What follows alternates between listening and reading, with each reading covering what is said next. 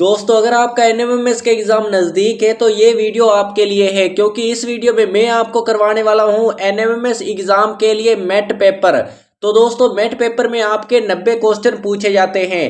तो इस वीडियो में मैं आपके 1 से लेकर 90 क्वेश्चन पूरे करवाने वाला हूँ, पूरा पेपर आपके लिए लेकर आया हूँ। तो इस वीडियो को पूरा देखना और इस वीडियो को लाइक और चैनल को सब्सक्राइब जरूर कर लेना, ताकि आप अपने एग्जाम से पहले एक अच्छी तैयारी कर पाए और इस एग्जाम को आसानी से पास कर पाए और प्रतिवर्ष मिलने वाली 12,000 रुपए की छात्रवृत्ति आप प्राप्त कर पाए। और साथ ही दोस्तों इन क्वेश्चनों के माध्यम से आपका पूरा कॉन्सेप्ट क्लियर किया जाएगा और पूरे मेट पेपर का सिलेबस इसी एक वीडियो में कवर किया जाएगा। यकीन मानिए दोस्तों, अगर आपके एग्जाम में इनमें से कोई क्वेश्चन नहीं आता है तब भी आप उन क्वेश्चनों को आसानी से कर पाएंगे, क्योंकि ऐसी ट्रिक्स एंड टिप्स इस वीडियो में मैं आपको बताने वाला हूं जो आपको और किसी भी वीडियो में देखने को नहीं मिलेगी।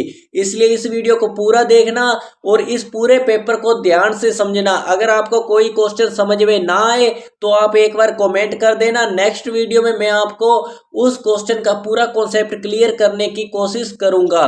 तो चलिए दोस्तों इस वीडियो को शुरू करते हैं और इन क्वेश्चनों को करते हैं बड़े ही आसान तरीके से। तो दोस्तों यहाँ पे हम सबसे पहले क्वेश्चन नंबर 1 की तरफ देखते हैं।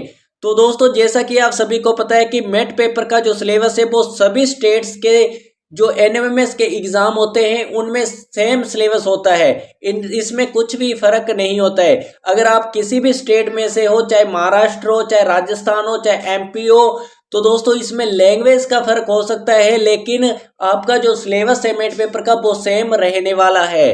तो यहाँ पे दोस्तों हम देखते हैं क्वेश्चन नंबर 1। तो दोस्तों सबसे पहले यहाँ पे आपको इस तरह का एक पेपर दिया जाएगा जिसमें मानसिक योग्यता परीक्षा, और यहाँ पे दोस्तों आपको निर्देश में दिया जाएगा कि प्रश्न 1 से 10 हैं, दिए गए विकल्पों में से लुप्त पद ज्ञात कीजिए। यानी दोस्तों क्वेश्चन 1 से लेकर 10 तक आपको मिसिंग नंबर के क्वेश्चन दिए गए हैं। तो चलिए हम इन क्वेश्चनों को समझते हैं। क्वेश्चन नंबर 1, तो दोस्तों यहाँ पे हम देखते हैं कि यहाँ पे 1 है, यहाँ पे 3, फिर 1 दिया है, फिर 3 9 दिया है, फिर 1 दिया है। तो दोस्तों जैसा कि आप सभी को पता है कि 1 1 में कोई फर्क नहीं है, यानी दोस्तों 1 नंबर छोड़कर यहाँ पे फिर से 1 ही आएगा। अगर हम यहाँ पे देखते हैं 3 और 9 में क्या संबंध है। अगर हम दोस्तों 3 का स्क्वायर करते हैं तो कितना आता है 9। अगर हम 9 का स्क्वायर करेंगे तो कितना आएगा दोस्तों 81। यानी दोस्तों यहाँ पे नेक्स्ट पद कौन सा आएगा 81। तो दोस्तों यहाँ पे ऑप्शन नंबर 2 आपका राइट आंसर होगा। दोस्तों आगे हम देखते हैं क्वेश्चन नंबर 2। तो दोस्तों मिसिंग नंबर के आपके 10 क्वेश्चन दिए गए हैं। इन 10 क्वेश्चनों में ही आपका पूरा कॉन्सेप्ट क्लियर हो जाएगा कि किस टाइप के इसमें नियम लगते हैं। तो दोस्तों यहाँ पे अगर हम क्वेश्चन नंबर 2 को देखते हैं तो इसमें क्या है कि 2 है, 4, फिर 12। तो यहाँ पे देखना है कि 4 कैसे आया है, फिर 12 कैसे आया है। तो दोस्तों 2 को 2 से गुना करते हैं तो कितना आएगा 4। और दोस्तों 4 को दोस्तों अगर हम 3 से गुना करते हैं तो कितना आता है 12। और 12 को दोस्तों अगर हम 4 से गुना करेंगे तो कितना आएगा दोस्तों 48। तो दोस्तों यहाँ पे आप देख सकते हैं कि कौन सा नियम लगा है। यहाँ पे 2 को 2 से गुना किया है, 4 को फिर 3 से गुना किया है, 12 को 4 से गुना किया है। अगर दोस्तों हम इससे आगे वाला नंबर देखते हैं तो 48 को हम 5 से गुना करते हैं। Option number 3। दोस्तों यहाँ पर क्वेश्चन नंबर 3 में क्या है कि यहाँ पे 3 9 15 21 दिया है। यहाँ पे आगे आपको आगे वाला पद बताना है। तो दोस्तों सिंपली इसमें कौन सा नियम लगा है दोस्तों, अगर हम 3 में प्लस 6 करेंगे तो यहाँ पे दोस्तों क्या आएगा 9। और दोस्तों 9 में अगर हम प्लस 6 करेंगे तो आगे क्या आएगा दोस्तों 15 है। और दोस्तों अगर हम 15 में प्लस 6 करेंगे तो आगे कौन सा आएगा 21। इसी प्रकार दोस्तों अगर हम 21 में प्लस 6 जोड़ते हैं तो आगे क्या आएगा 27। तो दोस्तों इसी प्रकार हमारा आंसर होगा ऑप्शन नंबर 3 यानी 27। दोस्तों अगर आप एनएमएमएस एग्जाम से पहले प्रीवियस क्वेश्चन पेपर और टेस्ट सीरीज लगाना चाहते हैं तो आपको सिंपली गूगल में सर्च करना होगा स्टडी मंदिर। तो दोस्तों आपको फर्स्ट लिंक के ऊपर क्लिक करना है और आपके सामने कुछ ऐसा इंटरफेस आएगा। सिंपली दोस्तों आपको नीचे की तरफ स्क्रॉल करना है। जब आप नीचे की तरफ स्क्रॉल करते हैं तो आप यहाँ पर देख सकते हैं एनएमएमएस महाराष्ट्र पेपर 2024। सिंपली आपको इसके ऊपर क्लिक करना है। जब आप इसके ऊपर क्लिक करते हैं तो आपके सामने कुछ ऐसा इंटरफेस आता है। आपको फिर से नीचे की तरफ स्क्रॉल करना है और दोस्तों यहाँ पे आप देख सकते हैं कि Maharashtra NMMS test series admit card और नीचे यहाँ पे देख सकते हैं Maharashtra NMMS previous question paper. Simply आपको इसके ऊपर क्लिक करना है। जब आप इसके ऊपर क्लिक करते हैं तो यहाँ पर आप देख सकते हैं कि 2015 से लेकर अभी तक जितने भी महाराष्ट्र में एनएमएमएस एग्जाम हुए हैं उन सभी के प्रीवियस क्वेश्चन पेपर आप यहाँ से डाउनलोड कर सकते हैं। तो चलिए दोस्तों आगे के क्वेश्चन करते हैं। तो दोस्तों क्वेश्चन नंबर 4, क्वेश्चन नंबर 5 और क्वेश्चन नंबर 6 ये रिपीटेड श्रृंखला है। सिंपली दोस्तों इन तीनों में सेम एक ही ट्रिक लगती है जिनकी वजह से आप इन क्वेश्चनों को आसानी से कर पाएंगे। तो दोस्तों इसमें क्या है कि जितने भी अल्फ़ाबेट दिए गए हैं इनको आपको गिनना है। जैसे दोस्तों इस क्वेश्चन नंबर 4 है, क्वेश्चन नंबर 4 में सबसे पहले हम अल्फ़ाबेट गिनेंगे। जैसे दोस्तों 1 2 3 4 5 6 7 8 9 10 11 12 13 14 15 और 16। तो दोस्तों यहाँ पे कितने अल्फ़ाबेट है? 16 अल्फ़ाबेट है। सिंपली दोस्तों इनकी हम जोड़े बनाएंगे। जैसे दोस्तों 16 में अगर हम 4 का भाग देते हैं तो जाता है, अगर 16 में अगर हम 2 का भाग देते हैं तो जाता है। सिंपली दोस्तों 2 वाली अगर हम बनाएंगे तो ये काफ़ी लंबी हो जाएगी, इसलिए हम 4 वाली श्रृंखला बनाएंगे, 4 के जोड़े बनाएंगे।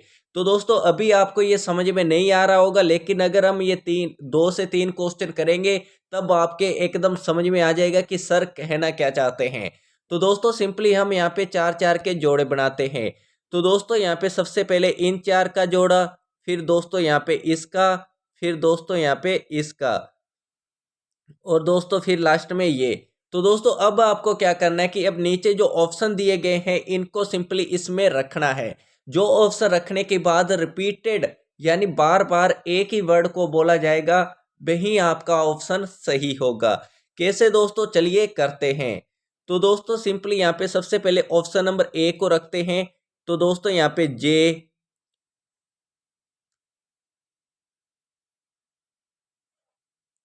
तो दोस्तों यहाँ पे सबसे पहले जे को रखते हैं, फिर दोस्तों यहाँ पे आर, फिर दोस्तों यहाँ पे आर, फिर दोस्तों यहाँ पे आर।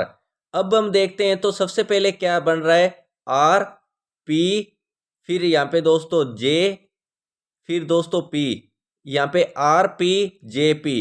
फिर आगे हम 4 को लेते हैं दोस्तों, यहाँ पे पहले पी था, फिर यहाँ पे डैश है, डैश की जगह हम ऑप्शन में आर रख देंगे और आगे दोस्तों पी आर, पी आर। 4 का जोड़ा ये था हमारा। और दोस्तों आगे हम था आर, उसके बाद दोस्तों यहाँ पे दोस्तों रिक्त स्थान है, रिक्त स्थान की जगह फिर हम ये आर रख देंगे ऑप्शन वाला और दोस्तों फिर आगे ये जे और फिर दोस्तों यहाँ पे लास्ट में दोस्तों क्या है, यहाँ पे पी, यहाँ पे हम रख देंगे पी और लास्ट में दोस्तों ये बचता है पी जे पी आर।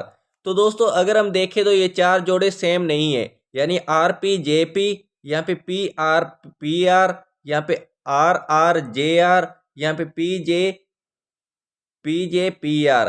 तो दोस्तों ये सेम नहीं है, यानी रिपीट नहीं हो रहा है, इसलिए ये ऑप्शन हमारा गलत होगा। तो दोस्तों वीडियो पर बने रहना। एक बार के लिए आपको ये बोर लगेगा, आपको समझ में नहीं आएगा, लेकिन जब भी ये 2 क्वेश्चन हो जाएंगे तब आपके दिमाग में बैठ जाएगा कि ये क्वेश्चन आखिर हुआ कैसे है।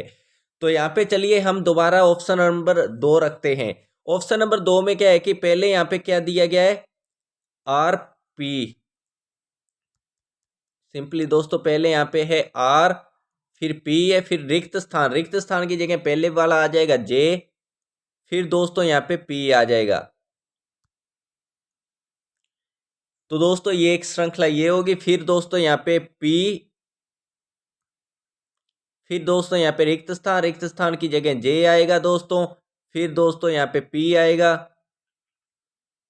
फिर आर है सबसे पहले और दोस्तों उसके बाद रिक्त स्थान की जगह पी आएगा दोस्तों, उसके बाद दोस्तों यहाँ पे जे है और उसके बाद दोस्तों रिक्त स्थान आएगा, रिक्त स्थान की जगह क्या आएगा, पी। ये हो गया दोस्तों, लास्ट में बचता है पी जे पी आर। तो दोस्तों अब हम देखते हैं सबसे पहले क्या कि आर पी जे पी, फिर क्या पी जे पी आर, फिर क्या आर पी जे पी, फिर क्या पी जे पी आर, यानी रिपीट हो रहा है ये दोस्तों, R P J P J P R, R P J P J P R. इसी प्रकार दोस्तों रिपीट हो रहा है। जब आपको लगे कि ये रिपीट हो रहा है यानी वो ऑप्शन हमारा राइट होगा। तो दोस्तों यहाँ पे ऑप्शन नंबर 2 आपका राइट आंसर होगा। आगे हम देखते हैं क्वेश्चन नंबर 5। सिंपली इसी प्रकार इन्हें भी अल्फाबेट को गिनना है। 1 2 3 4 5 6 7 8 9 10 11 12 13 14 15 16 यानी 16 अल्फाबेट है। तो सिंपली आपको अंदाजा लग जाएगा कि इसमें 4 4 के जोड़े बढ़ेंगे। M N N P ये 4 का जोड़ा। उसके बाद दोस्तों यहाँ पे रिक्त स्थान है। रिक्त स्थान की जगह ऑप्शन नंबर पहले का आएगा M। उसके बाद दोस्तों यहाँ पे N P। उसके बाद दोस्तों क्या आएगा M फिर N आएगा। यहाँ पे 2 की जगह क्या आएगा M फिर N। फिर दोस्तों यहाँ पे क्या है कि NP। फिर दोस्तों यहाँ पे लास्ट बचता है लास्ट में रिक्त स्थान में M आएगा। और दोस्तों यहाँ पे NNP। तो दोस्तों यहाँ पे आप देख सकते हैं कि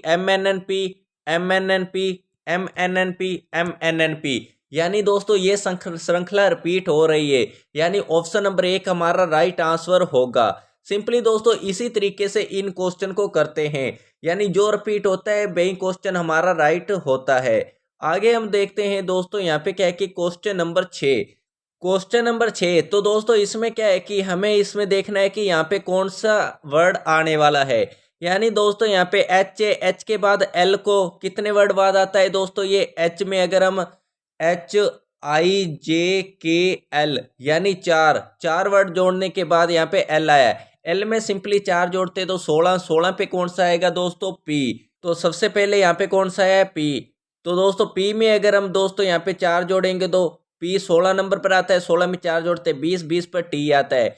T में दोस्तों 4 जोड़ेंगे तो यहाँ पे X आएगा। यानी P हमारा राइट आंसर P सही आया है। तो आगे हम देखते हैं ई में दोस्तों 2 वर्ड जोड़ते 2 अल्फाबेट जोड़ते हैं तो G आता है। G में 2 अल्फाबेट जोड़ते हैं तो 2 I आता है। यानी I में दोस्तों अगर हम 2 अल्फाबेट जोड़ेंगे तो K आएगा। K में 2 अल्फाबेट जोड़ेंगे तो M आएगा। तो दोस्तों आगे हम देखते हैं जे में दोस्तों 4 अल्फाबेट जोड़ते हैं तो N आता है। N में अगर हम 4 अल्फाबेट जोड़ते हैं तो R आता है। तो सिंपली ये क्वेश्चन मैं इतनी आसानी से इसलिए कर पा रहा हूं क्योंकि मुझे इनकी नंबरिंग याद है। जैसे दोस्तों H 8 नंबर पर आता है, E 5 नंबर पर आता है, J 10 नंबर पर आता है, L 12 नंबर पर आता है, G 7 नंबर पर आता है, K 11 पर आता है, X 24 नंबर पर आता है, Z 26 नंबर पर आता है, T 20 नंबर पर आता है। इसलिए मैं सीधे जोड़ पा रहा हूं कि H 8 पर आता है। 8 में अगर हम 4 जोड़ते हैं तो 12। इसलिए दोस्तों मुझे इतनी आसानी से पता चल रहा है। अगर आपको भी ये ट्रिक सीखनी है, इनकी नंबरिंग याद करनी है एक ट्रिक के साथ, तो दोस्तों कमेंट में जरूर बताना। एक छोटी सी वीडियो में मैं आपको इनकी पूरी गजब की ट्रिक मैं आपको बताने वाला हूं। तो दोस्तों हमारा ऑप्शन कौन सा होगा। Option number 2 PIR। Question number 7। तो दोस्तों क्वेश्चन नंबर 7 में क्या है कि यहाँ पे दोस्तों CDEE को छोड़ दिया दोस्तों, फिर FGH, फिर I को छोड़ दिया, JKLM, फिर हम दोस्तों यहाँ पे N को छोड़ देंगे, N को छोड़ दे MNOPQRST यानी दोस्तों OPQRST यानी ऑप्शन नंबर 4 आपका राइट आंसर होगा। तो दोस्तों सिंपली बहुत आसान क्वेश्चन है। चलिए आगे हम देखते हैं क्वेश्चन नंबर 8। तो दोस्तों वीडियो पर बने रहना और इस वीडियो को लाइक जरूर करना ताकि हमें पता चले कि आपको ये वीडियो पसंद आ रही है और आपके लिए ऐसी ही वीडियो हम लाते रहें। आगे हम देखते हैं क्वेश्चन नंबर 8। तो दोस्तों क्वेश्चन नंबर 8 में क्या कि A फिर AB फिर ABC। तो दोस्तों सिंपली यहाँ पे क्या आएगा ABCD यानी ऑप्शन नंबर 2 आपका राइट आंसर होगा। आगे हम देखते हैं क्वेश्चन नंबर 9। तो दोस्तों क्वेश्चन नंबर 9 को अगर आप ध्यान से देखते हैं तो दोस्तों यहाँ पे 2 यहाँ पे रेशियो के ऑप्शन दिए गए हैं। यहाँ पे 2 दिए गए हैं, यहाँ पे 1 दिया गया है। सिंपली दोस्तों इस प्रकार के अगर आपको क्वेश्चन देखने को मिले तो इसको आप इस साइड कर लेना और इसको इस साइड कर लेना। यानी दोस्तों सबसे पहले आपको इन दोनों के अंदर संबंध ज्ञात करना है। जो संबंध जो जिस टाइप से ये क्वेश्चन हल हो रहे हैं वही आगे लगेगा। यानी जोशवंत इसमें लगेगा, बहिष्वंत आपका आगे लगने वाला है। सिंपली दोस्तों कैसे, तो दोस्तों अगर आप ध्यान से देखते हैं तो ए का विपरीत जेड है, यानी ए 1 नंबर पर आता है तो जेड 26 नंबर पर आता है। तो दोस्तों इसी प्रकार हमें पता चल रहा है कि बी का विपरीत वाई है, और दोस्तों सी का विपरीत क्या है, एक्स। तो दोस्तों ये कैसे मैंने याद किया है, आज का मतलब दोस्तों ए जेड, और दोस्त यानी दोस्तों ये विपरीत याद करने की ट्रिक है। और y को दोस्तों अगर हम बोल देते हैं ना y, तो दोस्तों y यानी ये विपरीत है। कक्ष मतलब दोस्तों सी एक्स। इस तरीके से आपको इनके विपरीत शब्द याद करने होंगे, इन विपरीत अल्फाबेट्स को याद करना होगा। ये याद करने के लिए भी आप कमेंट में बताना, एक ही वीडियो में मैं सब ट्रिक्स आपको प्रोवाइड कर दूंगा। तो दोस्तों यहाँ पे सिंपली वी देखते हैं कि वी का विपरीत क्या है, वाई, सॉरी दोस्तों यहाँ पे वाई। सी का विपरीत क्या है दोस्तों, एक्स। डी का विपरीत क्या है दोस्तों, डब्ल्यू। ऑप्शन नंबर 1 आपका राइट आंसर होगा। आगे हम देखते हैं क्वेश्चन नंबर 10। तो दोस्तों क्वेश्चन नंबर 10 में भी आपको नेक्स्ट बताना है कि कौन सा आने वाला है। तो दोस्तों सिंपली इसमें क्या है कि हम दोस्तों ए के बाद बी आया है, बी के बाद सी आया है, सी के बाद सिंपली दोस्तों क्या आएगा, डी। तो दोस्तों जेड से पहले क्या आता है, वाई आता है, वाई से पहले एक्स आता है, तो एक्स से पहले क्या आएगा दोस्तों यहाँ पे, डब्ल्यू। तो दोस्तों यहाँ पे पी के बाद दोस्तों क्या आता है, क्यू के बाद दोस्तों आर आता है, आर के बाद दोस्तों क्या आएगा, एस।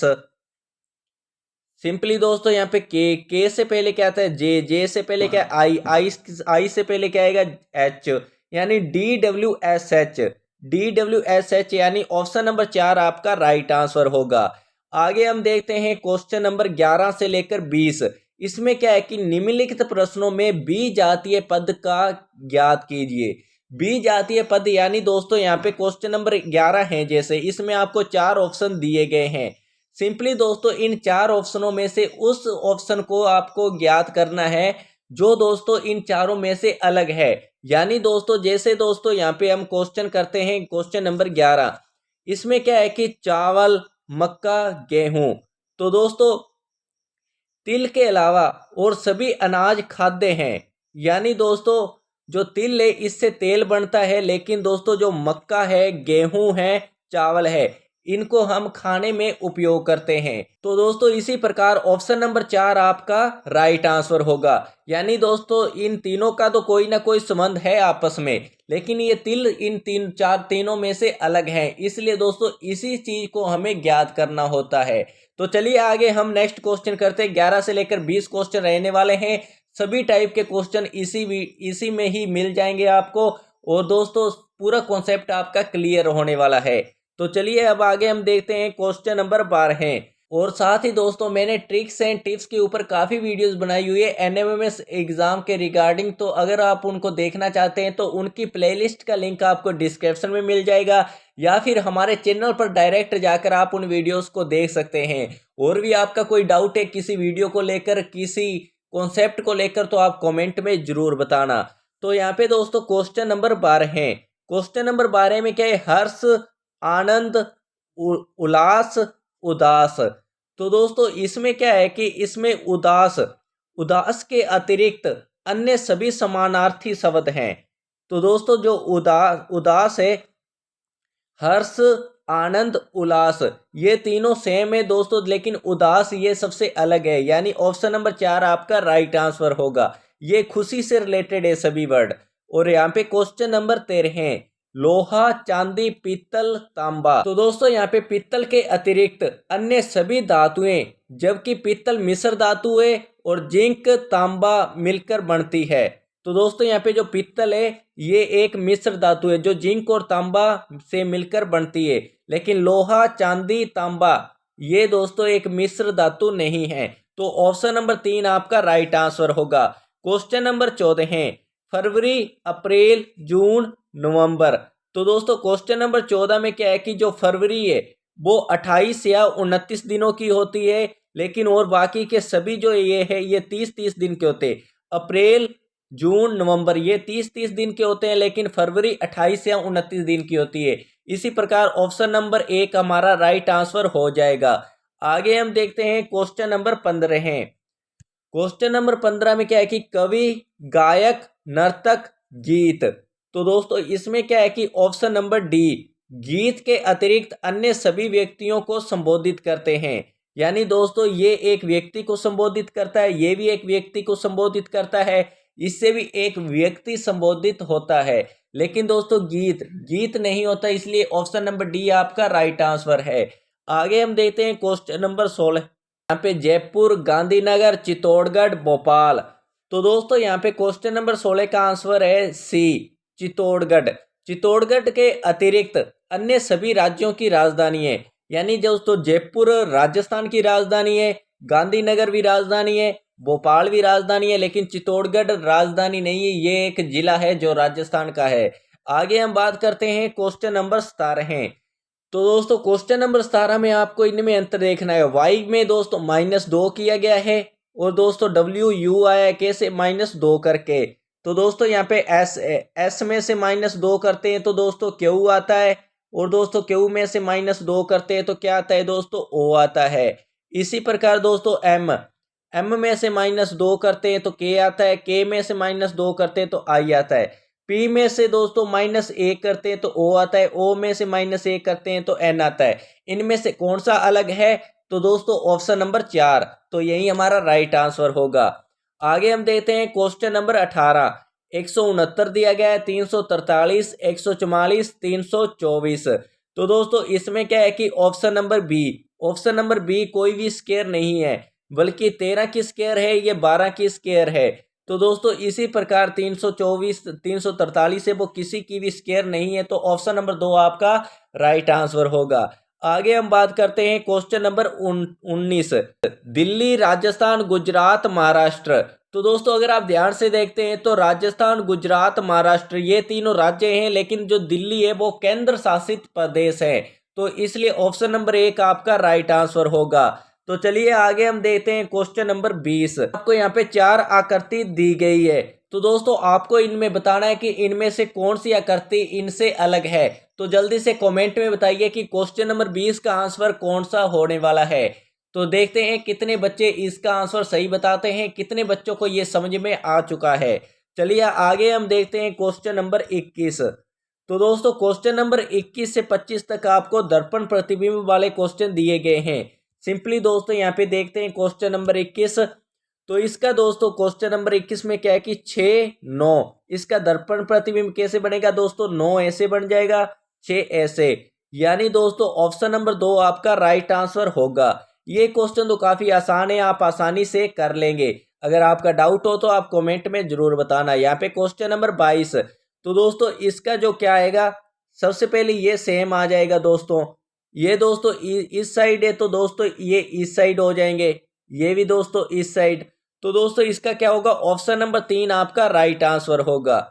आगे हम देखते हैं क्वेश्चन नंबर 23। तो दोस्तों क्वेश्चन नंबर जो 23 है वो आप अपनी कॉपी पर करिए, और दोस्तों फिर आप इसका आंसर कमेंट में बताना कि कौन सा है। तो दोस्तों कमेंट करते टाइम आपको क्वेश्चन नंबर भी लगाना है, भी क्वेश्चन नंबर 23 है और आगे ये आंसर है। तो चलिए आगे हम देखते हैं क्वेश्चन नंबर 24। क्वेश्चन नंबर 24 में क्या है कि यहाँ पे नेम है, तो दोस्तों नेम को सिंपली दर्पण में इस तरह से, फिर एम सेम रहेगा दोस्तों, ए भी सेम रहेगा दोस्तों, एन दोस्तों अपोजिट हो जाएगा।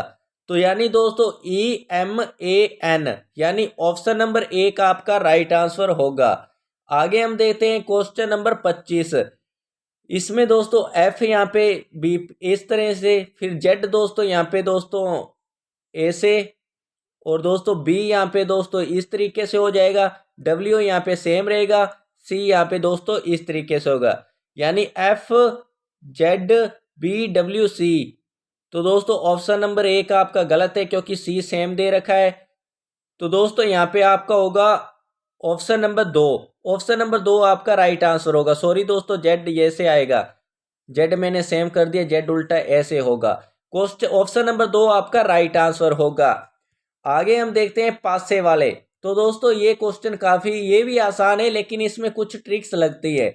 जैसे क्वेश्चन नंबर 26 से, एक पासे के 2 स्थितियां दिखाई गई है, जिसमें ऊपर 5 हो, उसमें नीचे की सतह पर कौन सा अंक होगा। यानी दोस्तों आपको यहाँ पे 5 के विपरीत पूछा है। सिंपली दोस्तों इसमें क्या होता है कि अगर आपको 2 पासे दिए गए हैं तो आपको जो सेम जो आपको नंबर दिए गए उनको लेना है। जैसे दोस्तों यहाँ पे हम इन 5 को ले लेते हैं, 5 ऊपर लिख लेंगे, 5 नीचे। इसे सिंपली दोस्तों घड़ी की दिशा में घुमाना है। कैसे दोस्तों, जी सिंपली 5 के बाद क्या आता है 3, तो 5 के आगे 3 लिख देंगे। 3 के बाद क्या आता है 1, तो दोस्तों यहाँ पे 1 लिख देंगे। इसी प्रकार 5 के बाद क्या आता है 4, तो यहाँ पे 4। 4 के बाद क्या आता है 2, यहाँ पे 2। यानी 1 के विपरीत पूछता तो आप क्या बताते 2, 3 के विपरीत पूछता तो आप क्या बताते 4। तो दोस्तों यहाँ पे 5 के विपरीत क्या आएगा 6 आएगा। कैसे 6 आएगा, तो दोस्तों आपको पता है कि एक पासे में 6 सतह होती है। यानी 1 2 3 यहाँ पे सभी सतह दी गई है लेकिन 6 सतह नहीं दी गई है, तो इसलिए 6 इसके विपरीत है। तो ऑप्शन नंबर 2 आपका राइट आंसर होगा। तो चलिए आगे हम देखते हैं क्वेश्चन नंबर 27। क्वेश्चन नंबर 27 में दोस्तों आपको 6 के विपरीत पूछा है। तो दोस्तों यहाँ पे आपको 3 पासे दिए गए हैं, लेकिन आप घबराइए मत भी, सर ने तो हमें 2 पासों में बताया था लेकिन यहाँ पे 3 पासे दिए गए हैं। तो सिंपली दोस्तों आपको तीनों पासों में से कोई 2 पासे ऐसे लेने हैं जिनमें कोई 2 अंक समान हो। जैसे दोस्तों अगर हम इन दोनों को लेंगे तो इसमें दोस्तों 3 भी समान है, तो ये नहीं हो सकता। कोई 2 ही अंक समान होने चाहिए। जैसे हम दोस्तों यहाँ पे देखते हैं तो ये 6 लेते हैं और दोस्तों यहाँ पे ये है 6, इसमें सिर्फ 2 ही अंक कॉमन है। तो 6 को ऊपर रख देंगे, इस 6 को ऊपर सिंपली घड़ी की दिशा में घुमाएंगे। इसके बाद क्या आता है 4, तो यहाँ पे 4 आएगा। इसके बाद क्या आता है 1, तो यहाँ पे 1। यहाँ पे दोस्तों क्या आएगा 2, यहाँ पे दोस्तों क्या आएगा 3। तो दोस्तों यहाँ पे देखते हैं तो यहाँ पे कौन सा वर्ड लुका हुआ है 5। तो दोस्तों इसके विपरीत क्या होगा, ऑप्शन नंबर 1 5। देखो दोस्तों काफी आसान क्वेश्चन है।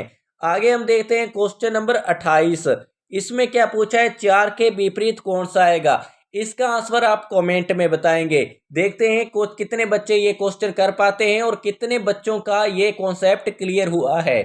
तो दोस्तों मैं क्वेश्चन इसी तरह क्वेश्चन इसलिए दे रहा हूं ताकि आपका कॉन्सेप्ट क्लियर हो पाए और मुझे पता चले कि हाँ ये आपका कॉन्सेप्ट क्लियर हो रहा है, तो ताकि मैं नेक्स्ट वीडियो में कुछ अलग तरीके के क्वेश्चन आपके लिए लेकर आऊं। तो दोस्तों यहाँ पे आप क्वेश्चन नंबर 28 लगाना और उसके बाद अपना आंसर लिखकर कमेंट कर देना। तो चलिए आगे हम देखते हैं क्वेश्चन नंबर 29। क्वेश्चन नंबर 29 में आपको 6 के विपरीत पूछा है। तो दोस्तों सिंपली आपको ऐसे कोई 2 पास लेने हैं जिनमें कोई 2 ही नंबर सेम हो। जैसे दोस्तों यहाँ पे दोस्तों देखते हैं तो यहाँ पे 6 है, यहाँ पे भी 6 है और कोई भी यहाँ पे सेम नहीं है। तो 6 को ऊपर रख लेंगे, इस 6 को ऊपर सिंपली घड़ी की दिशा में घुमाते हैं।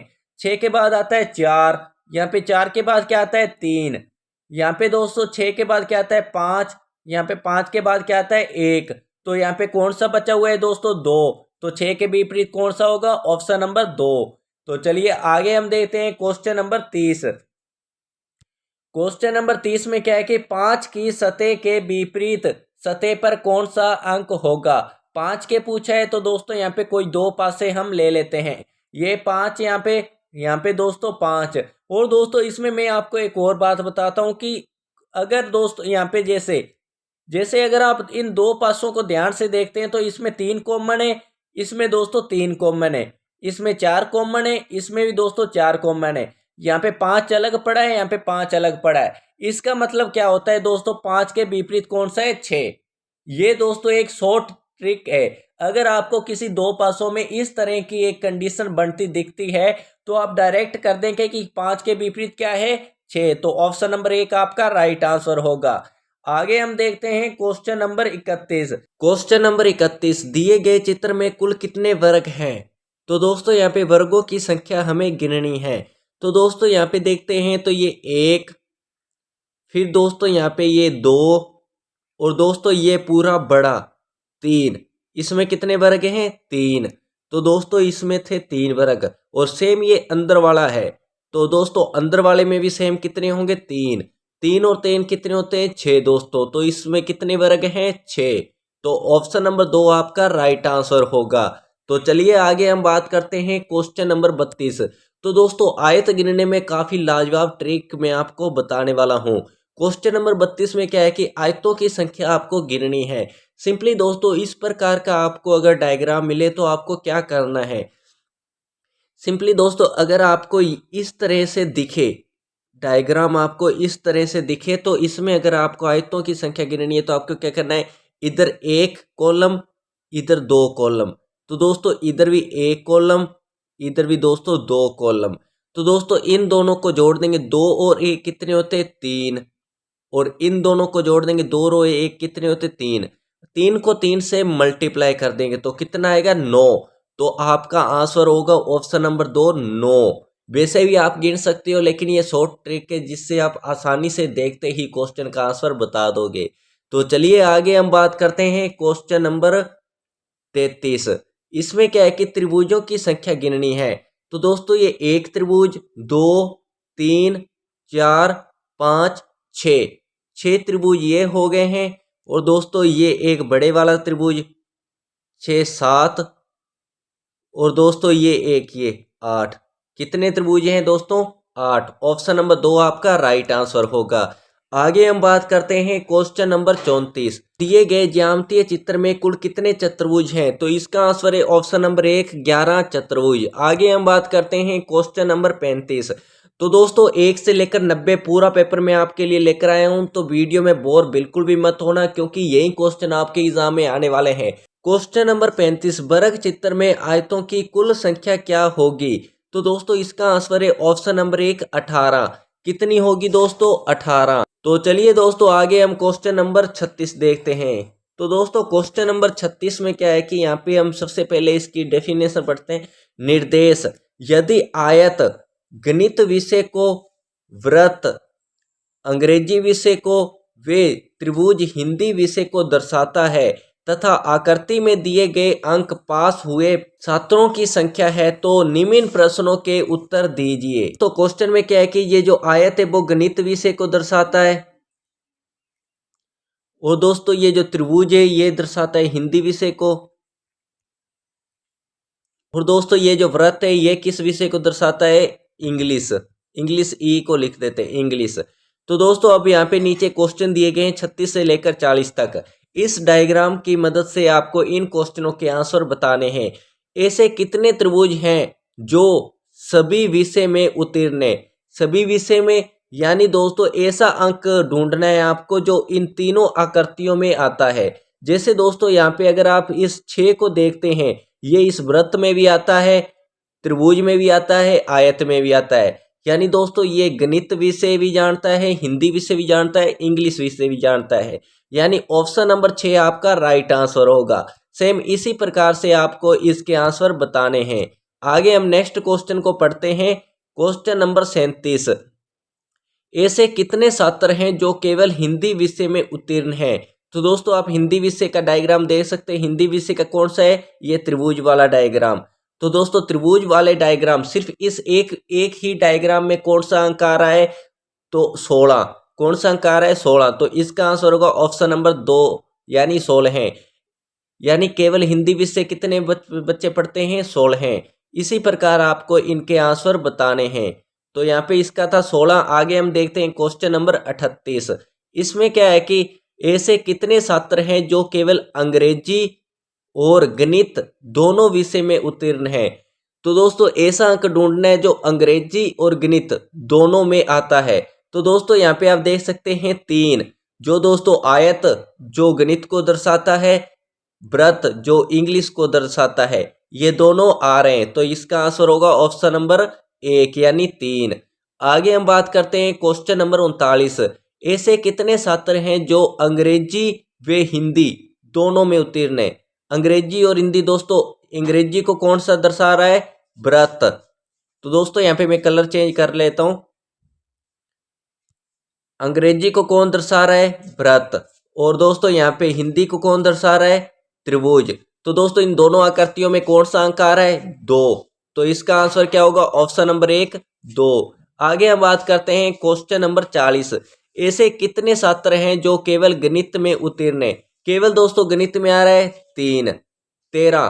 तो ऑप्शन नंबर 2 आपका राइट आंसर होगा। सिंपली इसी तरीके से आपको इन क्वेश्चनों को हल करने हैं और इनके आंसर आपको बताने हैं। सेम इसी प्रकार के क्वेश्चन आपके एग्जाम में आएंगे तो आप आसानी से कर पाएंगे। तो चलिए नेक्स्ट आगे के क्वेश्चन हम करते हैं। यहाँ पे दोस्तों आगे हम देखते हैं क्वेश्चन नंबर 41 से लेकर 43 तक। इसमें क्या है कि निम्नलिखित जानकारियों को ध्यान से पढ़ें तथा प्रश्न संख्या 41 से लेकर 43 का उत्तर दीजिए। तो दोस्तों यहाँ पे आपको इसको देखना है। यहाँ पे क्या कहा है इसने, PQRSTU तथा V 7 मित्र है तथा एक व्रत के चारों ओर केंद्र की ओर मुख करके बैठे हैं। सिंपली आपको इसकी आकृति बनानी है।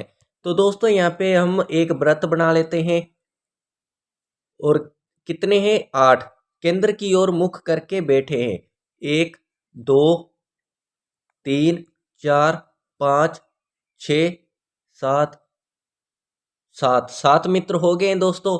तो अब हमें क्या करना है कि जैसे जैसे इसने ये बताया है वैसे वैसे इनको यहाँ पे बैठाना है। जैसे दोस्तों VS के बाईं ओर से दूसरे स्थान पर है, यानी S के बाईं ओर से, S के बाईं ओर से। तो दोस्तों हम यहाँ पे S आप कहीं पर भी बैठा सकते हो, जैसे S यहाँ पे बैठा दिया और यहाँ पे क्या है S के बाईं ओर दूसरे स्थान पर, एक स्थान छोड़कर यहाँ पे V आ गया। ठीक है दोस्तों, यहाँ पे क्या कि TU का पड़ोसी नहीं है, TU का पड़ोसी नहीं है। तो दोस्तों T को यहाँ पे बैठा देते हैं, U को यहाँ पर बैठा देते हैं। और दोस्तों आगे क्या है, S R और T का पड़ोसी नहीं है, R और T का पड़ोसी नहीं है S। तो दोस्तों S यहाँ पे है, S R का पड़ोसी नहीं है तो R यहाँ पर तो नहीं आएगा, यहाँ पर आएगा। और दोस्तों जो T है, T का भी पड़ोसी नहीं है S, तो ठीक है दोस्तों। और आगे क्या है कि P Q और R का पड़ोसी है। अगर यहाँ पे Q आएगा तो दोस्तों यहाँ पे R आना चाहिए, यहाँ पे क्या आएगा P, सॉरी दोस्तों यहाँ पे आएगा P, यानी P Q और R का पड़ोसी है। इस तरह से दोस्तों आपको इस डायग्राम को बनाने, एक बार आप जैसे ये कह रहा है वैसे रख दो, उसके बाद जो मिस्टेक हो रही है उसको सुधार लो। तो दोस्तों इस तरह से डायग्राम बनेगा। अब इस डायग्राम को देखकर आपको नीचे दिए गए क्वेश्चन के आंसर बताने हैं और आप आसानी से बता पाएंगे। तो दोस्तों अब इसको मैं मिटा रहा हूँ, साइड में मैं आपको फोटो लगा दूंगा जिससे ये ध्यान में रहे। तो दोस्तों आप फोटो को देखते रहना और इन क्वेश्चनों के आंसर बताना। तो चलिए आगे हम देखते हैं क्वेश्चन नंबर 41। निम्न में R की स्थिति क्या होगी, यानी R की स्थिति क्या है। तो आप यहाँ पे साइड में डायग्राम को देख सकते हैं। ऑप्शन नंबर ए देखते हैं, Q के बाईं ओर दूसरे स्थान पर है R। नहीं दोस्तों, Q के दाईं ओर दूसरे स्थान पर है। अब कुछ लोग कहेंगे सर बाईं ओर है, नहीं, वो आपने क्वेश्चन ध्यान से नहीं पढ़ा। उसमें क्या है कि ये सभी जो है 7 के 7 मित्र ये व्रत के अंदर की ओर मुख करके बैठे हैं। इस बात को भी आपको ध्यान में रखना है। आगे हम देखते हैं, U दाईं ओर तीसरे स्थान पर है। नहीं दोस्तों, R के दाईं ओर तीसरे स्थान पर है, नहीं, R के बाईं ओर तीसरे स्थान पर है। P के ठीक बाईं ओर, क्या R P के ठीक बाईं ओर है? नहीं दोस्तों, P के ठीक दाईं ओर है। तो ये तीनों ऑप्शन गलत हैं। तो ऑप्शन नंबर 4 आपका राइट आंसर होगा, यानी इनमें से कोई नहीं। यहाँ पे क्वेश्चन नंबर 42 है, Q के पड़ोसी कौन है। तो दोस्तों आप यहाँ पे डायग्राम में देख सकते हैं Q का पड़ोसी एक दो P है, एक है S, यानी PS। तो ऑप्शन नंबर 3 आपका राइट आंसर होगा। आगे हम बात करते हैं क्वेश्चन नंबर 43, V तथा Q के मध्य कौन बैठा है। तो दोस्तों आप यहाँ पे डायग्राम में देख सकते हैं V और Q के मध्य कौन बैठा है। तो दोस्तों V और Q के मध्य SU यानी US, ऑप्शन नंबर 1 आपका राइट आंसर होगा। तो चलिए अब हम आगे के क्वेश्चन देखते हैं। डायग्राम से दोस्तों एक एक डायग्राम के क्वेश्चन आपसे 3-3 4-4 क्वेश्चन पूछे जाते हैं, तो इसलिए इन क्वेश्चनों को जरा ध्यान में रखना। आगे हम बात करते हैं क्वेश्चन नंबर 44। पीयूष रेखा का भाई है। सिंपली दोस्तों हम यहाँ पे पीयूष